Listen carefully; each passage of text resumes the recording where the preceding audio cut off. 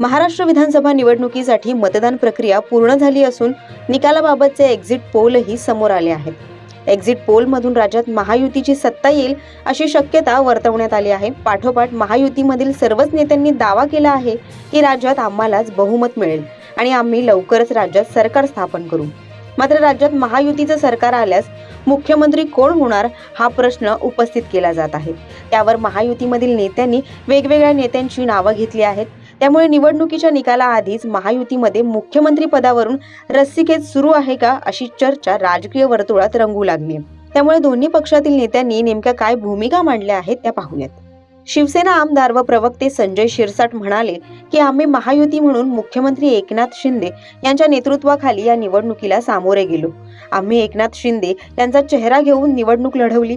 राज्यातील जनतेने एकनाथ शिंदे यांच्या चेहऱ्याला पसंती दर्शवली. त्यामुळे आम्हाला वाटतं की मुख्यमंत्री पदावर एकनाथ शिंदे यांचा हक्क आहे. निकालानंतर तेच राज्याचे मुख्यमंत्री होतील अशी आम्हाला खात्री आहे. आम्हाला मनापासून वाटतं की तेच मुख्यमंत्री व्हावेत आणि ते होतील याची आम्हाला खात्री आहे. तर यावर भाजपचे नेते मंगल प्रभात लोढा यांनी प्रतिक्रिया देत म्हटलंय की एकनाथ शिंदे सध्या मुख्यमंत्री आहेत. मात्र निवडणुकीच्या निकालानंतर तिन्ही पक्षांमधील प्रमुख नेते एकत्र बसून चर्चा करतील व मुख्यमंत्री पदाचा निर्णय घेतील.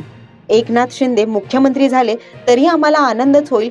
त्याऐवजी दुसरा एखादा नेता मुख्यमंत्री झाला तरी आम्हाला आनंद होईल. ही गोष्ट आमचे 3 प्रमुख नेते ठरवतील, असं मंगल प्रभात लोढा यांनी म्हटलंय.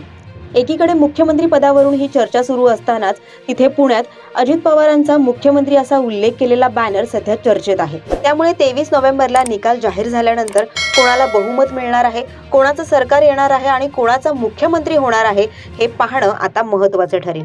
अशाच नवनवीन अपडेटसाठी लोकसत्ता लाईव्हला सबस्क्राईब करायला विसरू नका.